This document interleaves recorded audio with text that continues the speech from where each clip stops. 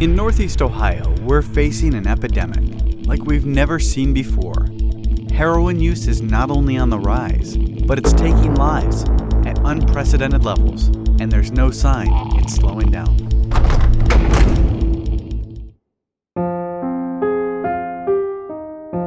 What I see in my office is the tip of the iceberg of this problem. I wrote heroin on more death certificates in 2013 and 2014 than I did for car accidents, than I did for suicide, or for homicide. Our leading death was motor vehicle accidents. That is no longer the case.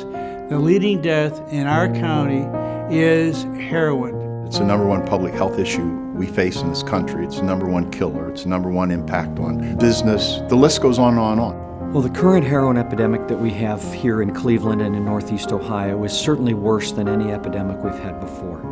The heroin is more pure, the heroin is more available, and there are more people with opiate problems because so many people got started on prescription opiates, began to abuse them, and now find they can't get enough prescription opiates for their habit, and they're turning to heroin. I have seen the statistics, I've heard the horror stories, I've been to funerals, 16, 17, 18-year-old kids who've died in my district that I go to try to support the families, who are devastated. They'll never recover from the loss of their child. This problem scares the heck out of me. My name is Lexi and I'm a recovering heroin addict. It all started when I was 7th and 8th grade. I started drinking and smoking. Sophomore year, I started doing pills, which led to heroin, and then I started using the needle. It starts out as, harmless fun, I guess, of teenagers, experimenting. And then one day you get offered something harder and you're like, okay, why not? I'll try that. You're not yourself. You're a completely different person. You turn into a liar, you turn into a thief, you manipulate people. That was my life. I was miserable every single day. You do nothing but chase a drug all day long. It's no life for anybody. If people don't get treatment, the majority of people die, and they die early. My eldest son, Robbie, had his wisdom teeth out between his freshman and sophomore year of high school. And when he had the surgery, post-operatively, he was prescribed prescription pain medication. So we worked really hard to ensure that he was off the pills in 2 days.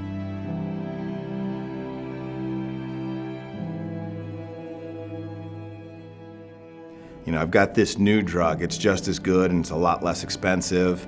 And Robbie's thought process then was, well, I'm clean. I can do it once. I'm in control.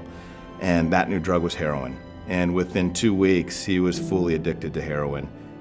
And then October 20th, 2011, I was driving home from work. I was in Michigan, and I got a call from his mom around 2 in the afternoon, and she said, have you talked to Robbie today?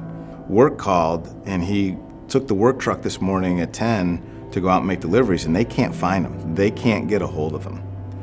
It's weird that you're almost like hoping that there's a car accident or something happening, he's in the hospital, versus using drugs again. We knew that for whatever reason on that day, the drug had called his name again, and he had said yes on that day.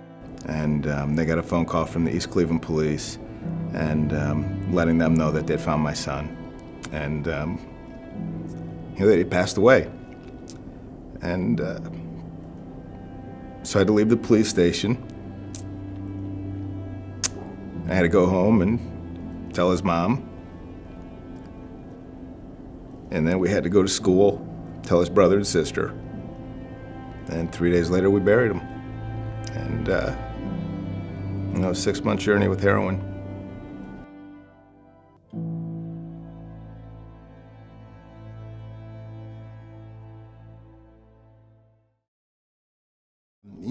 We live out here in this suburban, nice, comfortable bedroom community, and I make a sizable income, and my kids go to a nice private Catholic school, so I don't have to worry about their drug use. We have to get away from those kinds of things. There was this stereotype, I think, at one time that or a typical drug addict is somebody who's inner city, isolated, in poverty, and that's completely inaccurate from what we see. Heroin addiction is a non-denominational taker, and it'll take anybody from anywhere. And then it'll take every day whatever a person can give until a person decides to get sober. The face of addiction is really the face of America today. I think from a parent's perspective, this problem has gotten bigger because we're not as smart as we think we are. I remember sitting down with some law enforcement officers that deal with this every single day, and they explained to me very clearly that the knowledge hierarchy is the dealer, the kids, the police, the parents. You know, when you talk about random, a death here, a death there, 2 kids overdose here or there, it doesn't really seem to impact. But when you take the sum total at the end of the year, you have nearly 400 or 500 people dying because of drugs. You know, if we had a plane crash in Lake Erie right outside the stadium and 500 people on board were dead, they suffered that ultimate tragedy, it would be all over every news channel in the nation. But yet here we are in the state of Ohio, and we're burying kids every single week.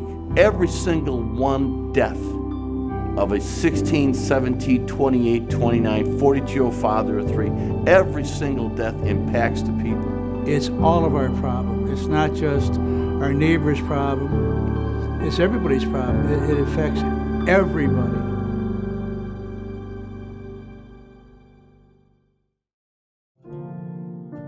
The good news is this is treatable.